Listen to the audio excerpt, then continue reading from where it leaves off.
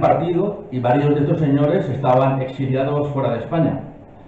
También puedo destacar que durante un año aproximadamente, cada viernes, presentaban un programa de radio, un programa que se llamaba Un libro, un personaje. Era un programa cultural donde se hablaba del autor y de su obra y donde también se debatía con sus críticas.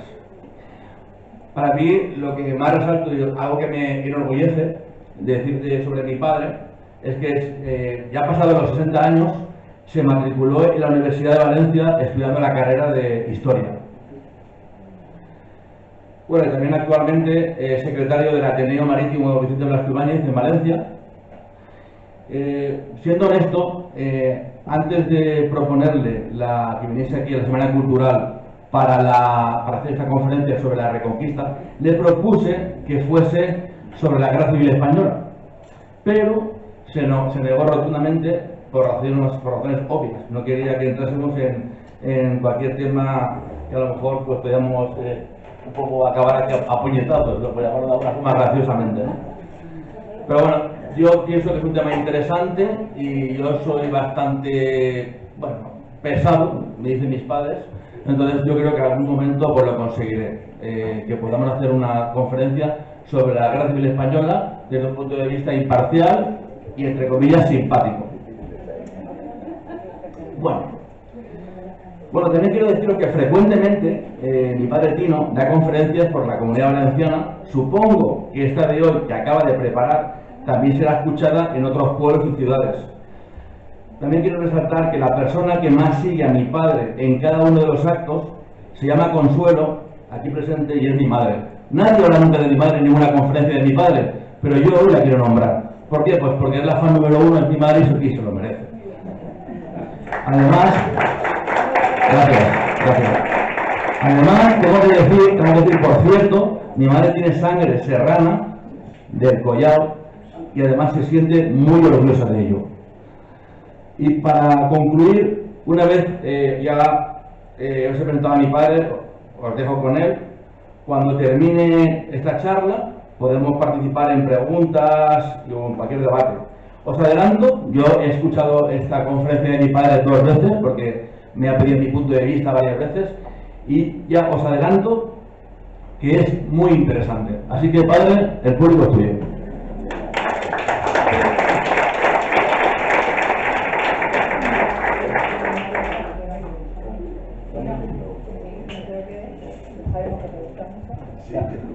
No sé si micro.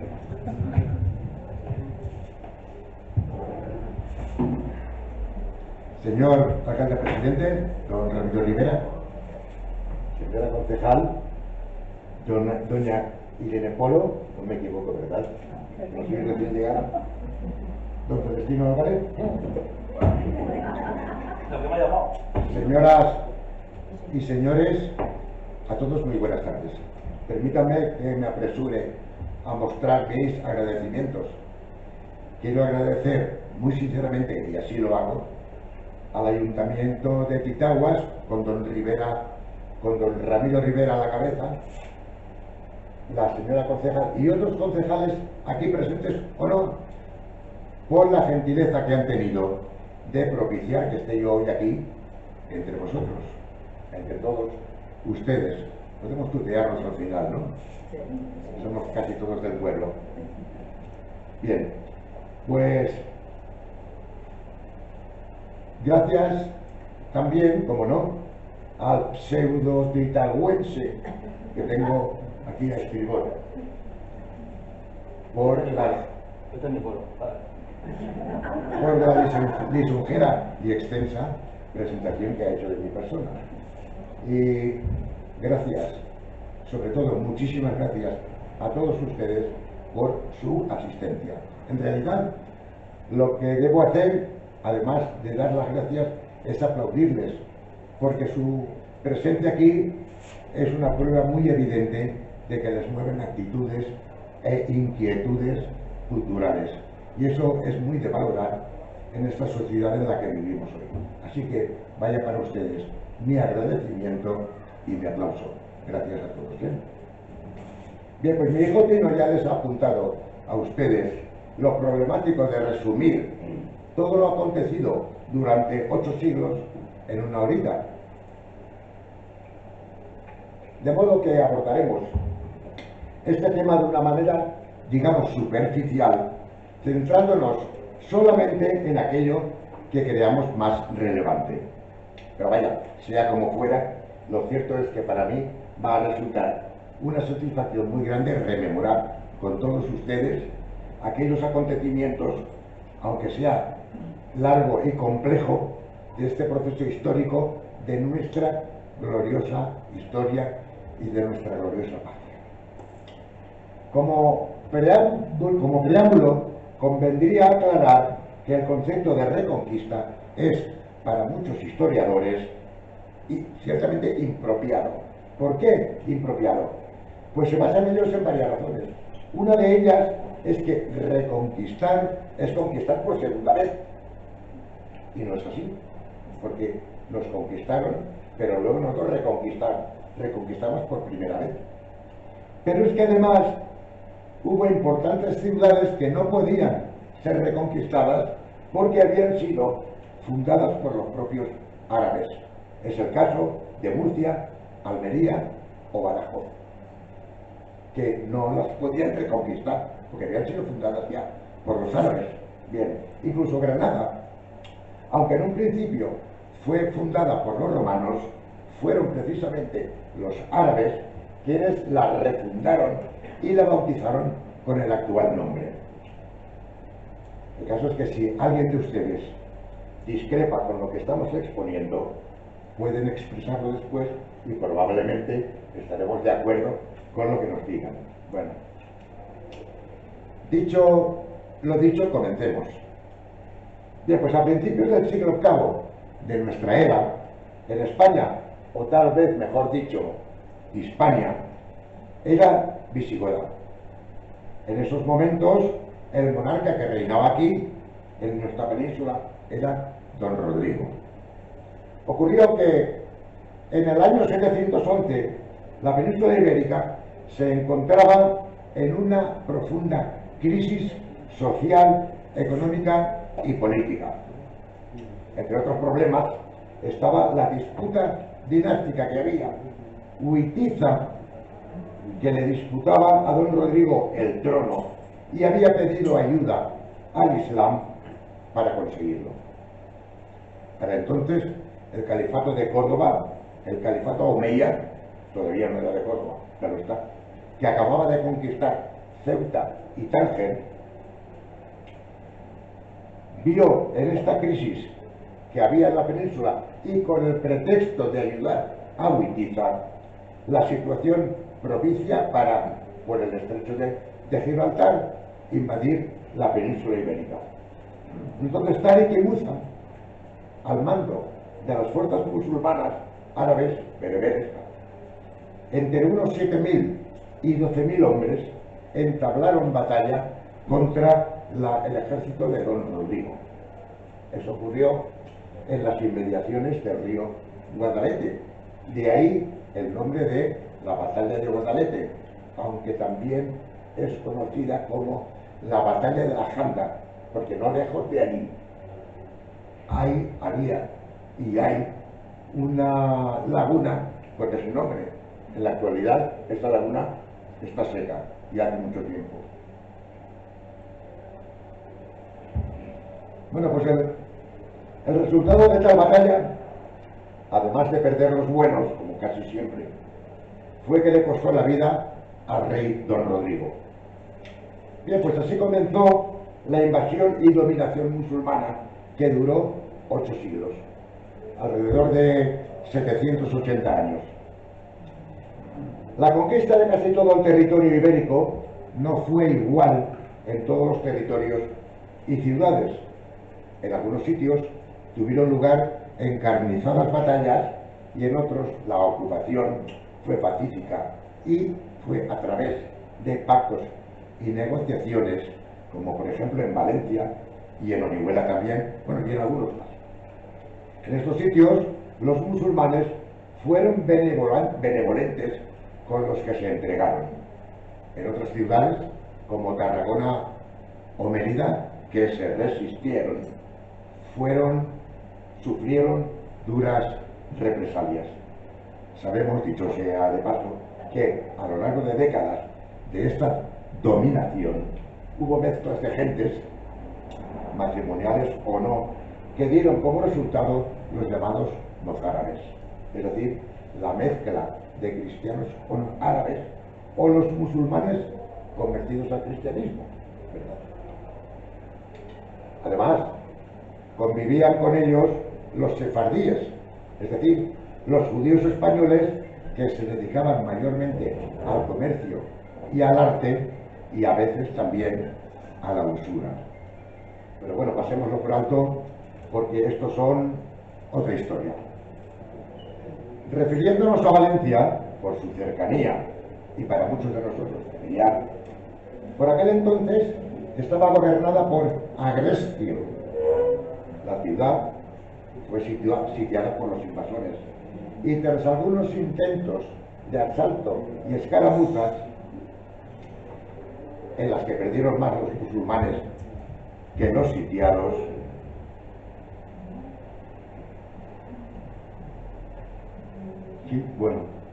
tanto Agrestio como Táric veían muy difícil la victoria sin grandes pérdidas y, por lo tanto, pactaron una capitulación ventajosa para ambos.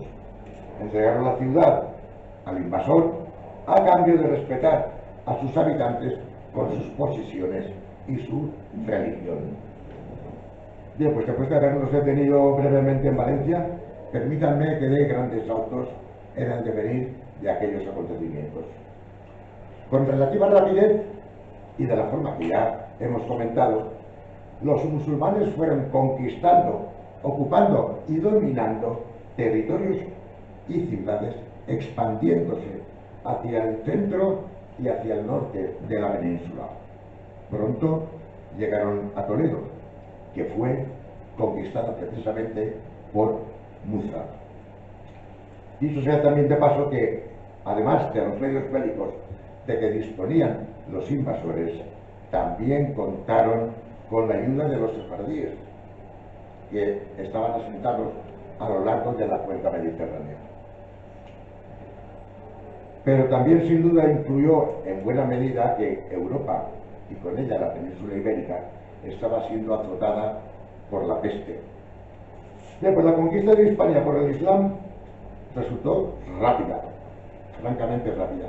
En algo menos de 8 años, toda la península quedó conquistada, a excepción de una pequeña franja del norte. España se islamizó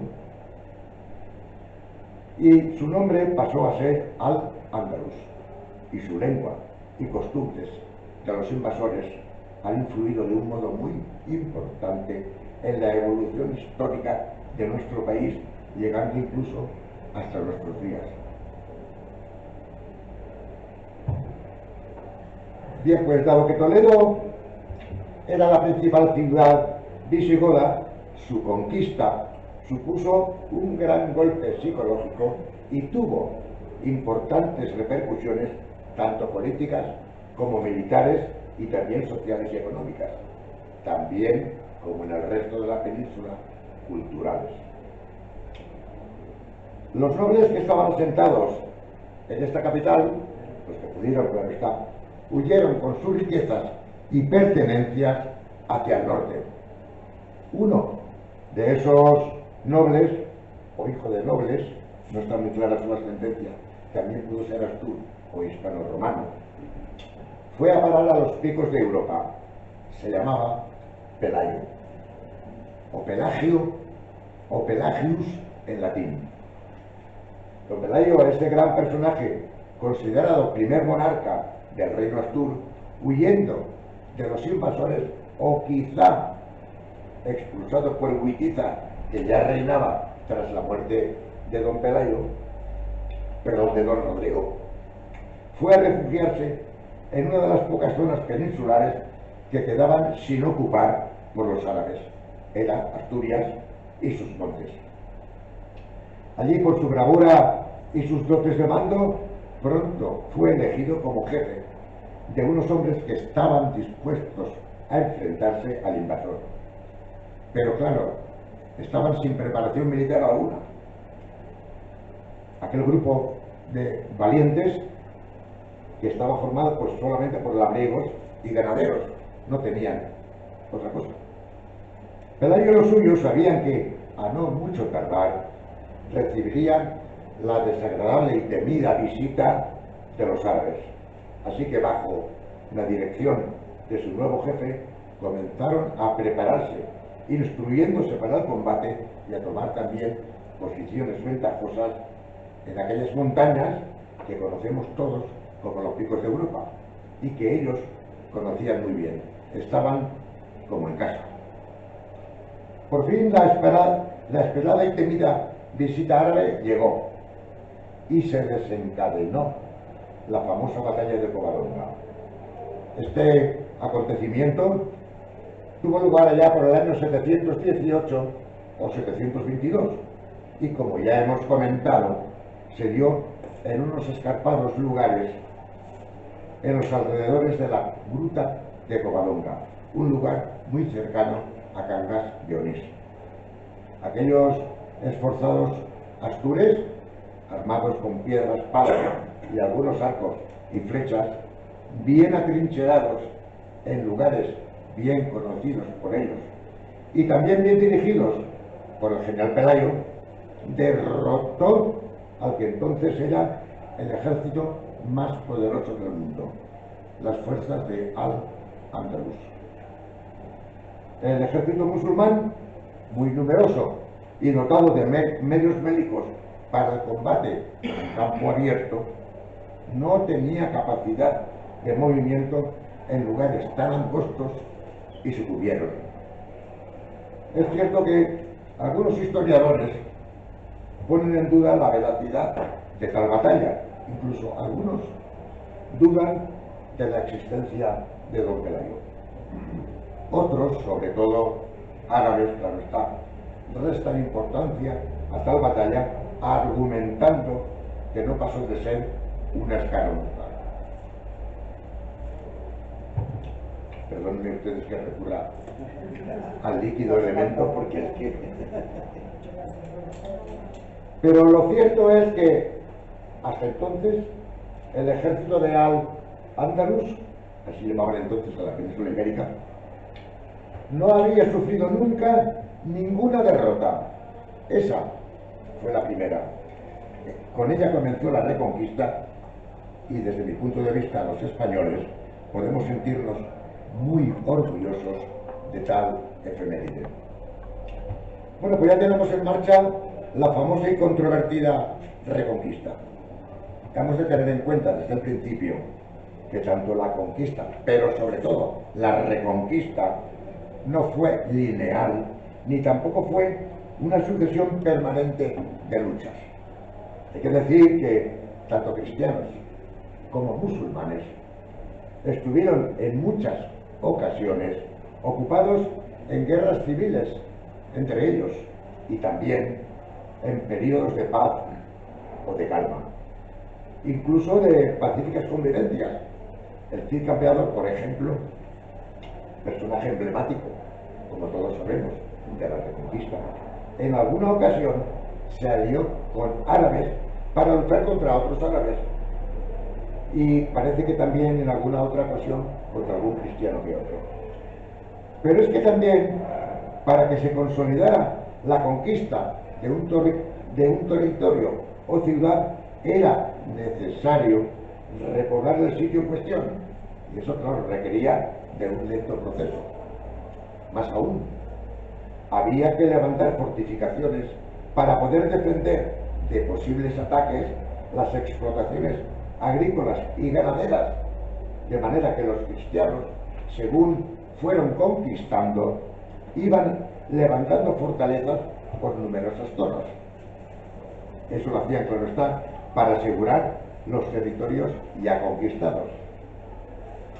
Tales fortalezas defendían pasos montañosos o los ríos. Por ejemplo, entre el Ebro y el Duero fueron tan numerosas tales fortalezas, tales castillos, que la antigua Bardulia cambió su nombre por el de Castilla, es decir, tierra de castillos. Tras este inicio que hemos comentado antes, allí en el norte, en Asturias, las aguas parecían algo más calmadas. Parecía que los árabes habían perdido interés por aquella zona, pero tal vez sería miedo o respeto, ya que, por otra parte, su incursión por el este llegó hasta el sur de Francia. Durante esta relativa calma que estamos comentando allí en Asturias, Pelayo casó con una bella dama llamada Gaudiosa. Fruto de ese matrimonio fueron dos hijos, uno varón, Fabila, y una hija llamada Hermenesinda. El mayor, Fabila, fue el segundo rey de Asturias tras la muerte de su padre, Pelayo, que había reinado 19 años y que murió en el año 737 en Cangas de Onís, porque era allí donde había establecido su corte. Por cierto, su féretro, cubierto de piedra, puede visitarse en la actualidad, lo hemos visto más de una vez, en la cueva de Covadonga, junto a la Santina. Bien, pues Fabila, el segundo rey Astur, tuvo un reinado muy corto. Poco más de 2 años y medio le duró la corona. Este segundo rey, que apenas tuvo influencia en la Reconquista, murió de modo prematuro. Se especula si fue en una pelea contra un oso o si fue un asesinato político. Pero bueno, a la postre las crónicas aseguran que no hizo nada digno de la historia. Tras este accidental o accidentado fallecimiento de Fabila, la sucesión al trono recayó en Alfonso I de Asturias, que estaba casado con Hermenesinda, hija de Pelayo y de Gaudiosa, y yerno, por lo tanto, de Pelayo.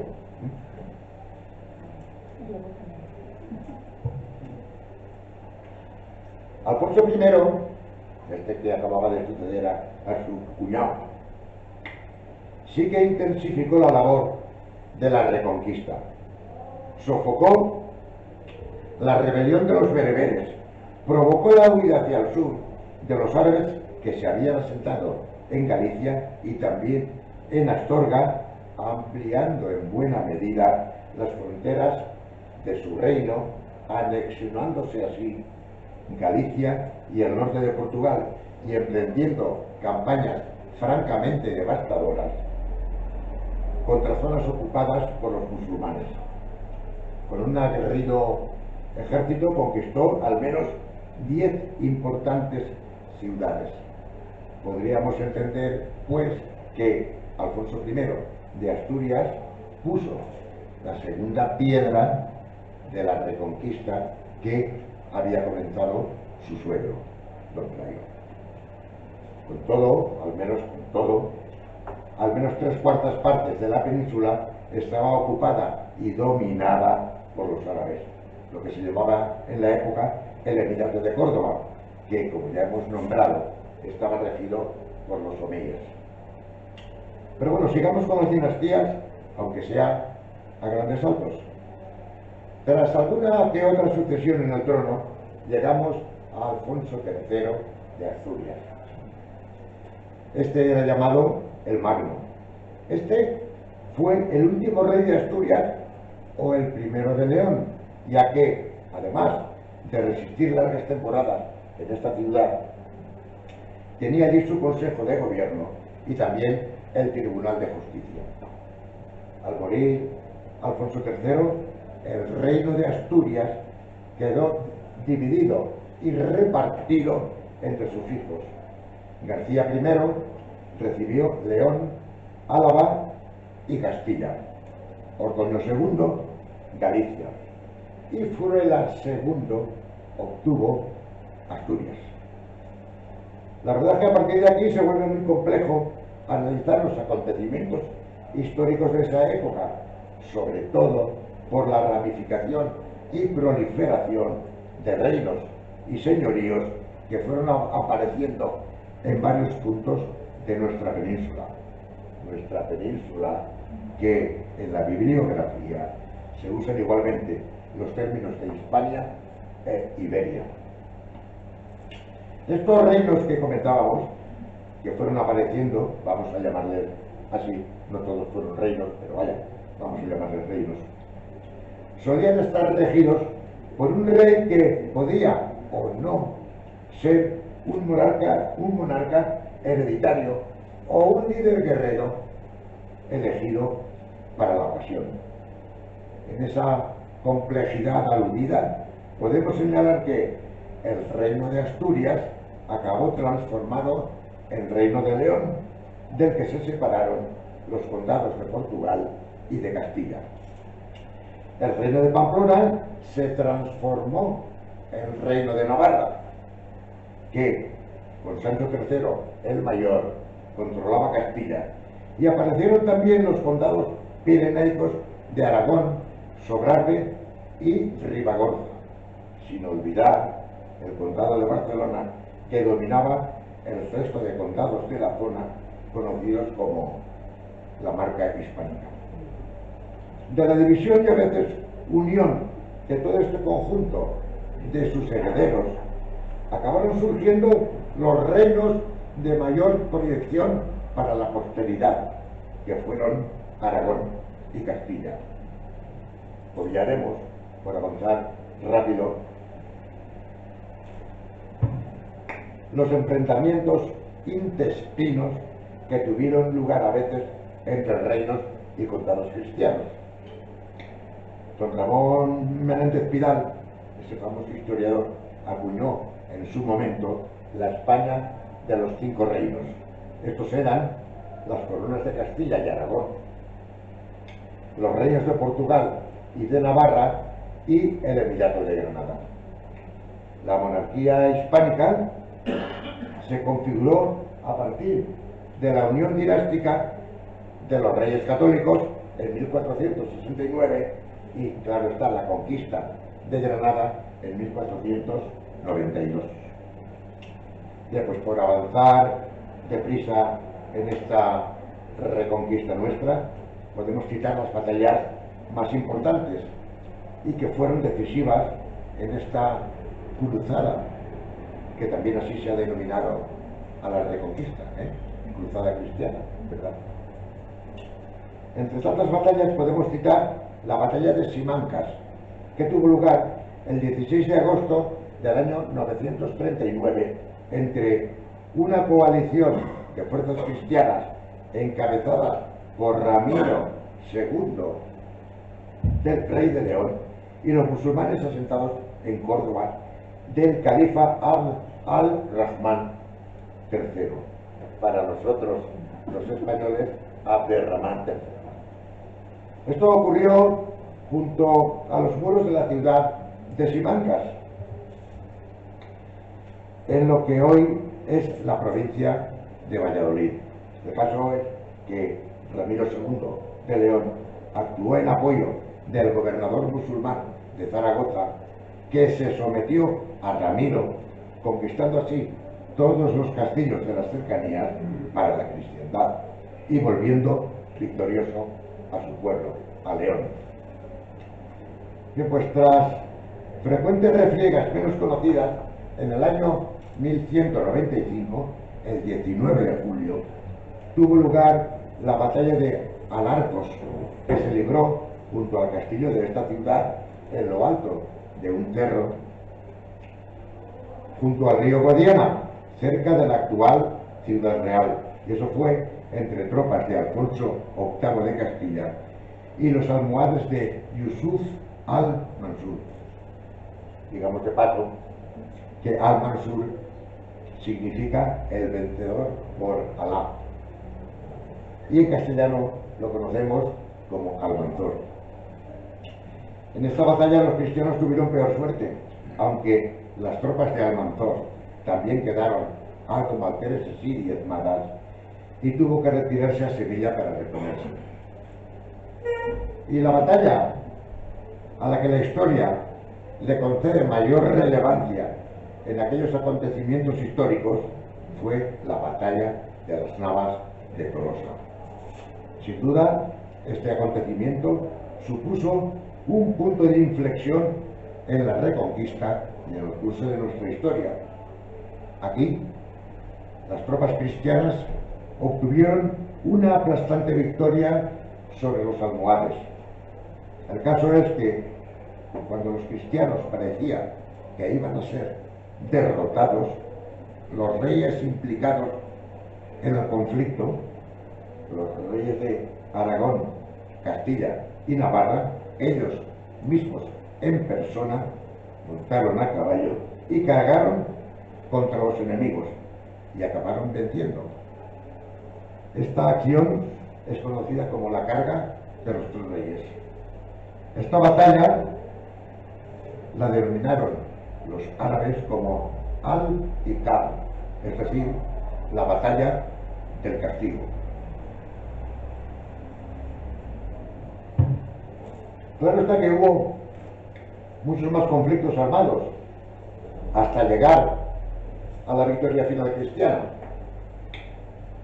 Se habla y se ha escrito bastante sobre Calatañazor, una batalla que, según algunos, fue inventada y que es un mito. Y en todo caso habría tenido lugar en lo que hoy es la provincia de Soria. Pero otros historiadores dicen que fue real y que los cristianos vencieron y aplastaron a los musulmanes. Esta batalla tendría lugar en julio del año 1002. Si ustedes me lo permiten, yo comento una pequeña anécdota que tengo personal. Y es que cuando algunos de los que peinamos canas, bueno, algunos ni eso siquiera,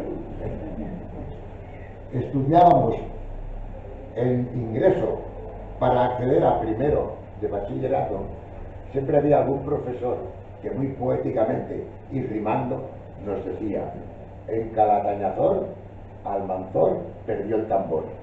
Así nos lo contaba. Teníamos 8 o 9 años que estudiábamos. Sí.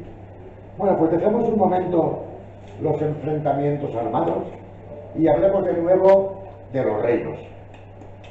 Con la disolución del Califato de Córdoba había llegado la aparición de los llamados reinos de taifas, dirigidos casi siempre por caudillos. Taifas, en árabe, significa bando o facción. Esto sucedió en el año 1009, aunque el califato desapareció bastante más tarde.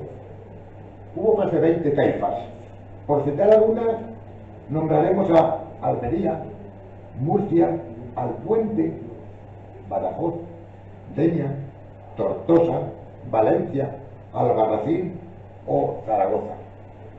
El reino cristiano de Toledo se configuró territorialmente a partir de la conquista de la taifa de esta ciudad por Alfonso VI, rey de León, y también fue uno de los episodios centrales de la Reconquista, pero no fue un reino independiente, sino que pasó a formar parte del reino de Castilla. Y bueno, ya que hemos nombrado un par de veces a Castilla, nos parece apropiado nombrar a un monarca de los más grandes de esta epopeya y de nuestra historia de España. Ese personaje fue Alfonso X el Sabio.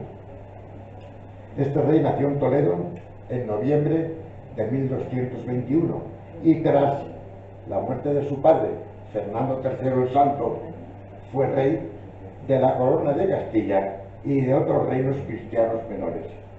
Obtuvo grandes victorias sobre los musulmanes, conquistando extensos territorios, sobre todo en Andalucía, donde llegó a conquistar Córdoba y Sevilla, incluso llegó a conquistar el puerto de Rabat al norte de África. Pero este monarca se significó por algo más que sus conquistas. Desde muy joven, además de poseer una exquisita educación, sintió una gran inclinación por la cultura y los saberes. Se rodeó de personas intelectuales y eruditas y escribió numerosas obras que han llegado incluso hasta nuestros días, fundando además varias escuelas como en Murcia y en Sevilla. Pero, además de la cultura, al parecer este monarca también tenía una gran afición por las faldas femeninas. Sí. Está documentado, Está documentado que tuvo varios hijos naturales con diferentes damas.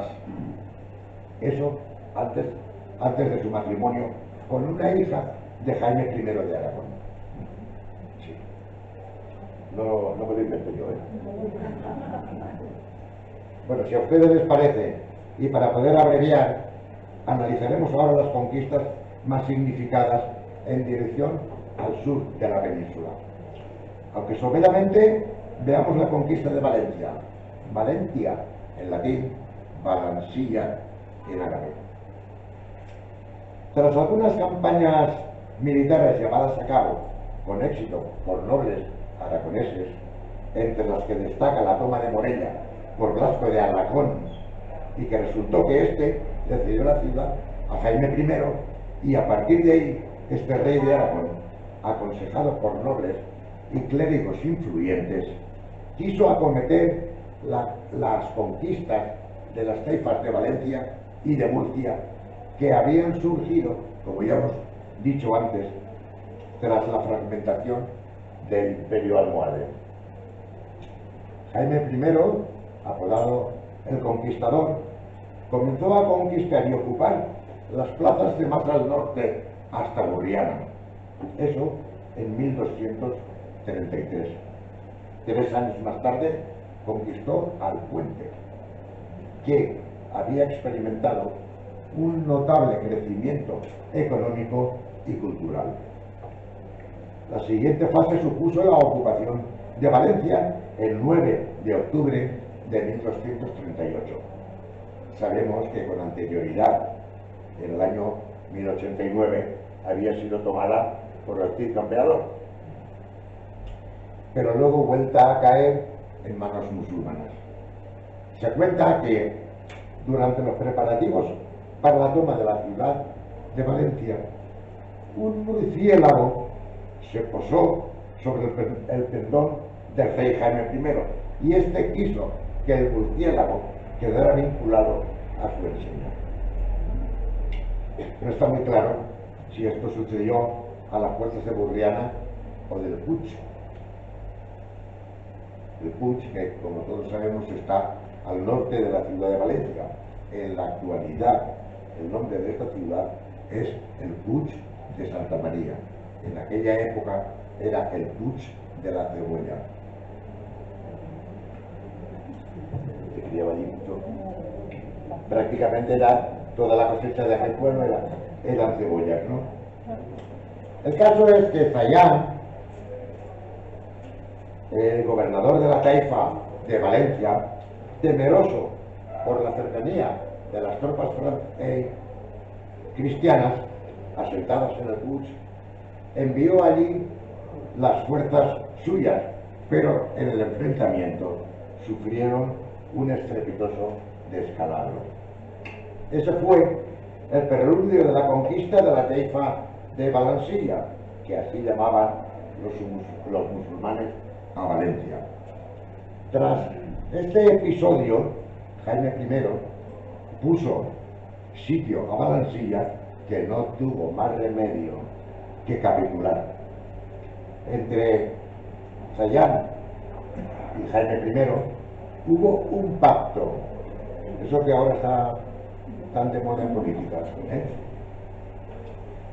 En ese acuerdo se estipulaba que los residentes, la población musulmana, mudéjares, cristianos, mozárabes y judíos, podían seguir viviendo y trabajando en sus lugares habituales, si bien sometidos a la nueva jerarquía, pero sin que nadie les molestara en sus trabajos o en sus religiones.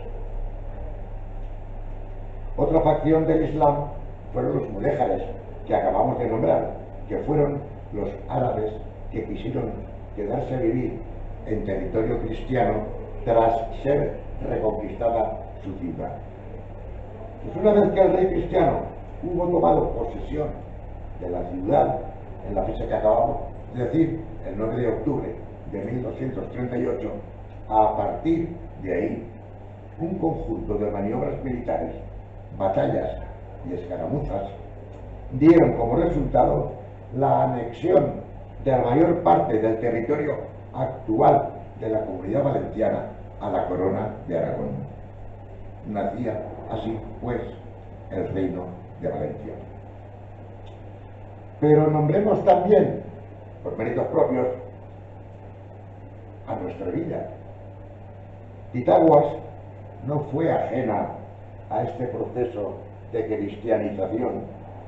2 años más tarde de la toma de Valencia, allá hacia el año 1240, Jaime I anduvo visitando estos lares y decretó que las poblaciones de La Yesa, Aras y Pitágoras estuviesen bajo la jurisdicción de Argüente. Y hacia el año 1260 se produjo el definitivo asentamiento de los cristianos en estas tierras, cerrando así el proceso de sustitución de la población musulmana. Luego, la población de Pitágoras formó parte del término general de Argüente hasta 1729, cuando Felipe V le concedió a este delicioso pueblo el privilegio de Villa Real. Bueno, pues volviendo hacia el Mediterráneo, digamos que antes, en 1231, Jaime I ya había conquistado Mallorca, fundando así el reino del mismo nombre, que comprendía las Islas Baleares de Mallorca, Menorca, Ibiza y Formentera. Tras estos importantes acontecimientos, y dando saltos en la historia como venimos haciendo, vino la incorporación de Murcia al cristianismo. Este hecho tuvo lugar allá por el año 1265-66. Eso fue cuando Jaime I conquistó la taifa de Murcia en nombre de su aliado Alfonso X de Castilla, el monarca que antes hemos nombrado. Así fue que Aragón entró en guerra al lado de Castilla. Tomaron Murcia, que quedó bajo el control de Castilla. Y si les parece, por no cansarles a ustedes más de la cuenta, podemos pasar directamente hacia el final de la Reconquista. Pero antes quisiera hacerles una aclaración, y es que probablemente se habrán dado ustedes cuenta que he omitido los apelativos de moros y sarracenos. Lo he hecho así por si resultara ofensivo o peyorativo para algunas personas. Líbreme Dios de ofender a nadie. El caso es que en el lenguaje coloquial se usaban y aún se usan estas expresiones de moros y de sarrazones. En la calle, yo de jovencito siempre lo he oído decir, ¿verdad? Y a los no tan jovencitos también. Bueno, verán ustedes. Los Reyes Católicos fue la denominación que recibieron los esposos Isabel I de Castilla y Fernando II de Aragón, que eran soberanos de sus respectivos reinos. Si mis informaciones no me fallan, en realidad lo de católico le fue concedido a Fernando II de Aragón por el Papa, gracias a sus victorias sobre los infieles. También así es conocida Isabel de Castilla. Pero desde mi punto de vista resultó ser más católica. Isabel le llamaron la católica porque estaba casada con el católico, no porque a ella le hubiesen concedido tal título. Como se casó con el católico, pues ella la católica. Pero al final, como digo, desde mi punto de vista, resultó ser más católica Isabel que Fernando. Ella, quizá por pudor, y según algunas crónicas, apenas se lavaba ni se cambiaba de camisa. Y decía que no se cambiaría de camisa hasta que no se apoderara de Granada. Bueno, era una promesa que la mujer había hecho. En cambio, era Isabel, su marido, Fernando, visitaba con cierta frecuencia a muchas mozas del reino. Bueno, esto no parece demasiado extraño, ¿verdad? Pero sigamos con Isabel. Esta mujer accedió al trono tras provocar y vencer en la guerra de sucesión castellana contra la princesa Juana, que reclamaba la corona para sí y que parece que tenía derecho a ella. Esta princesa Juana esta princesa Juana era conocida como la Beltraneja. Parece que la reina tuvo algún que otro desliz con Beltrán de la Cueva, que era jefe de las caballerizas, y como resultado nació la princesa Juana. De ahí el apodo de la Beltraneja. Podemos detenernos un momento con este personaje, si a ustedes les parece. Este apodo, claro, de la Beltraneja, claro está, eran sus adversarios quienes se lo adjudicaban. Juana, hija de Enrique IV, apodado el Impotente, y de su segunda esposa, nació en Madrid el 28 de febrero de 1462. Llegó a ser proclamada reina de Castilla y de León, y además reina consorte de Portugal. Pero tras perder la guerra contra Isabel, fue destituida de su cargo y tuvo que renunciar a todos sus honores, incluso al de infanta. Por otro lado, Fernando heredó el trono de Aragón. Al morir su padre, Juan II, la pareja contrajo matrimonio en Valladolid en octubre de 1469. Isabel con 18 años y Fernando con 17. Como eran primos segundos, para que su matrimonio tuviera validez cristiana, solicitaron una bula del Papa, una dispensa. Como este se negó, utilizaron una bula falsa, parece que del arzobispo de Toledo. Bien, pues vayamos directos hacia el final. Una vez que Isabel y Fernando se afirmaron en el trono de Castilla, reanudaron la conquista del reino nazarí de Granada, que era el último reducto musulmán que quedaba en la península ibérica. Y esto lo hicieron aprovechando que dicho reino se encontraba en una crisis dinástica entre Boabdil y su padre el sultán. La guerra de Granada tuvo varias fases. En 1484, los castellanos y aragoneses conquistaron la parte occidental del reino. Boabdil, el rey de Granada, firmó un tratado con los reyes católicos, según el cual la entrega de esa parte de Granada sería a cambio de que le dieran un señorío en la zona oriental del reino. Después, entre 1488 y 1490, empezó la conquista del reino del oriente, del reino nazarí. Para ello, la base de las operaciones se trasladó a Murcia, que era lo más cercano y recientemente conquistado. Durante esta etapa se rindió el zagal, que así era también conocido Boabdil. De 1490 a 1492 se exigió a Boabdil la entrega de todo el territorio granadino.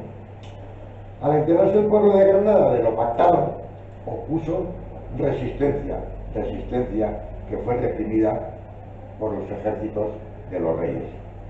Al final, el zagal, Boabdil, entregó Granada tras unas negociaciones secretas. Se cuenta que cuando Boabdil y su madre, viajando a caballo, se alejaban de Granada, se pararon sobre un altozano y les iban a caballo. Carroza no tendría otra cosa, otro medio de transporte, no más que el caballo. Se pararon sobre un altozano a contemplar la ciudad perdida y Boabdil, embargado por la pena, se puso a llorar. Entonces su madre le dijo, ¿qué le dijo? Lo que no ha sabido Defenderlo. Muy bien. Un 10 para todos. Todos aprobados. Efectivamente, llora. Llora como mujer, ya que no supiste defenderte como hombre. Muy bien. Sabía yo que venía a juntarme con gente junta. Bien, pues después de que todo el territorio peninsular estuvo bajo el control de los cristianos, en 1492, los reyes católicos promulgaron una serie de edictos. Al menos desde mi punto de vista no parece que todas sus decisiones fueran acertadas o convenientes. Recordemos que, aunque ellos no la inventaron, sí que la implantaron en España. La Inquisición.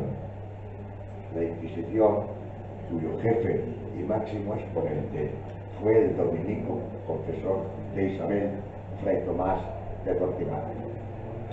Y tampoco parece que fue muy acertada la decisión de expulsar del territorio hispano a los judíos y a los mahometanos que no quisieron convertirse al cristianismo. Pero vaya, con todo,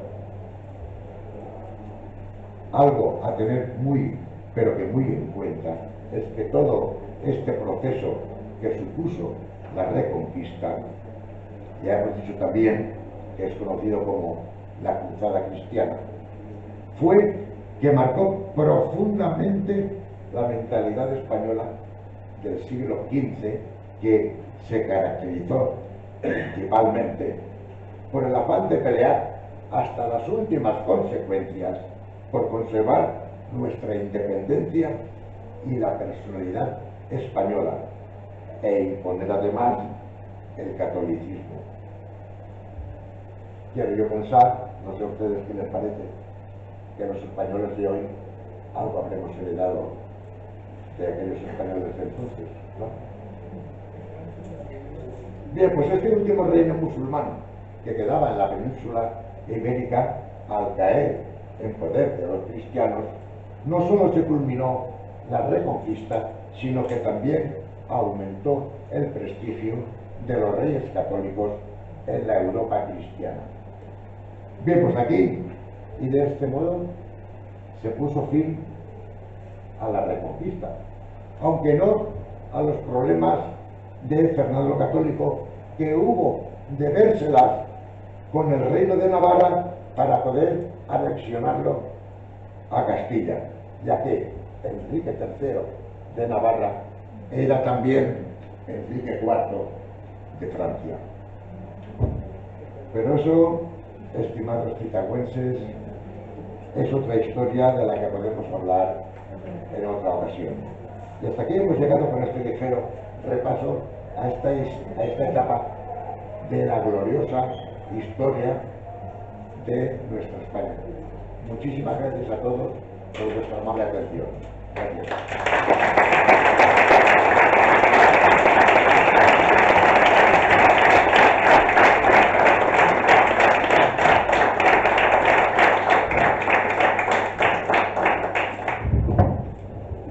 Bueno, pues nada, agradecer desde el ayuntamiento a don Pino, porque es Pino, ¿vale? La charla que nos ha hecho, la ponencia sobre la Reconquista, y nada, le dejamos, por si alguien quiere hacer alguna pregunta, alguna aportación, así que queda abierto el tipo de preguntas, si alguien quiere hacerla. Yo quiero pensar que sí. Buenas tardes. Buenas. Yo quería plantearle una ucronía en el sentido de que... ¿Una qué? Ucronía. Una cosa que no sucedió, pero si hubiera sucedido, Sí. me refiero a la conquista de los reinos cristianos de toda la zona musulmana, o sea, está dominada por musulmanes. Porque, ¿qué hubiera pasado si en vez de vencer los reyes cristianos hubieran resistido los musulmanes? Y una pregunta: ¿España hubiera descubierto América? Una segunda pregunta: si hubiera potenciado mucho más el taller de traductores de Toledo y la ciencia que estaba en Córdoba, eso es una cosa que nos dé su opinión, a ver si lo que le parece. Naturalmente, gracias. Naturalmente, solo puedo exponer mi opinión, porque como ninguno de los que hay aquí estábamos allí, nos tenemos que guiar de lo escarbado, estudiado, leído, profundizado. Con la segunda pregunta, estoy muy de acuerdo con usted. ¿La segunda era cuál? No, la segunda cuestión era que, vamos a ver, en España, la España musulmana, en Toledo, tenían un centro mundial de traductores. Sí. Y allí había una convivencia de las tres culturas, digamos, fenomenal. Sí.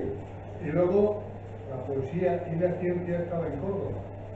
Y claro, eso no es que desapareciera, pero por lo menos creo que se aminoró. Se quedó a dormir, sí, se quedó a dormir. Desde mi punto, ya termina usted. Desde mi No, punto de vista, es que a raíz de lo que le estoy planteando, se me ocurre hacerle otra ucronía, pero ya siglos después. ¿Qué hubiera pasado si en la famosa guerra de la independencia de 1808 Napoleón hubiese entrado aquí en España? claro, es que Para los españoles, según mi opinión, hubiera sido lo mejor para el pueblo español. Es que, claro, está usted haciendo un paralelismo entre una cosa y otra. En cuanto a lo primero, sin ninguna duda, España, como le queramos llamar, Hispania, Iberia, como fuera, cuando los árabes quedaron expulsados de nuestra península, sin lugar a dudas, España perdió muchísimo del caudal de los saberes, de la cultura, las traducciones que usted va a comentar y otras muchas cuestiones que se perdieron cuando los árabes se vieron obligados a marchar de la península. Lo he dicho aquí, que no fue una buena idea expulsar a los musulmanes de aquí, no fue una buena idea, éramos muy cultos, y se da el caso de que ese paralelismo que usted ha entablado con la guerra de la independencia, hombre, ¿a quiénes llamaban los afrancesados aquí en España? La ciencia. A los más cultos, a los más cultos. Claro, nosotros queremos nuestra independencia, que nadie venga a decir que yo no mando en mi casa, yo soy español por encima de todo, pero hay que admitir la verdad. Al César lo que es el César y a Dios lo que es de Dios. Sin lugar a dudas, si los franceses hubieran continuado aquí dominando nuestra España, casi con toda seguridad, hubiéramos acabado siendo más cultos de lo que éramos. Casi seguro. En eso estamos completamente de acuerdo. A usted por su intervención. Hola. Yo quería decir que estas tierras de la Puente, podemos decir, Quitagua, Sara, Galleta, que también fue reino de Taifa, Sí. fueron muy ricas hasta que... Bueno, perdone, reino de Taifas fue al puente, aunque dominara un poco los alrededores, pero realmente el reino de Taifas fue al puente. Creo que, vamos, yo discrepo, yo creo que era el puente más Quitagua, pero bueno, o sea, estas tierras eran muy ricas, fundamentalmente por el trigo, no había llegado la patata, ni el tomate, ni el maíz, ni nada, ¿no? Y las ricas eran, pues eso, era una taifa muy respetada y muy importante. Y que de aquí tampoco se está por traerlo un poco a nuestras tierras. De aquí salió el último califa de Córdoba, Ixten III.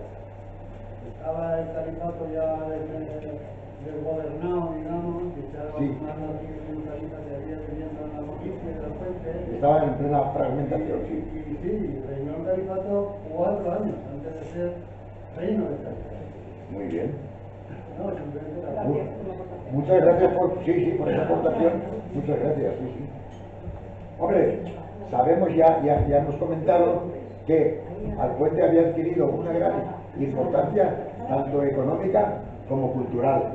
Ahora, lo de que aquí saliera ese califa o sultán, el que fue el jefe de la taifa de allí, pues eso no, yo no lo sabía, ¿verdad?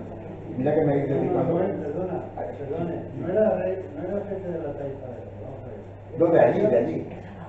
Era un heredero del califato. Del califato. Echaron mano de este que estaba aquí, el califato lo gobernaba un gobernador, no el califa, no me acuerdo su nombre. Entonces echaron mano de este califa, Sí. que vivía aquí, ya le digo, me imagino yo por imaginar, con varias mujeres y todo lo que más hizo. Y sin trabajar, y ¿sabes? Echaron mano de él, estuvo aquí aún gobernando el califato un par de años, hasta que fue allí a Córdoba, y luego largó y no se murió en Gerona, por ahí. Entonces ya se formaron los reinos De taifa, sí. Muy bien, pues muchas gracias por su intervención y por su aclaración, sí. Bien, señores, pues no sé si decir otra vez, muchísimas gracias. Aquí nuestra jefa y nuestro jefe que permanece en el anonimato. Son los que... Pues nada, muchas gracias y un aplauso para el señor.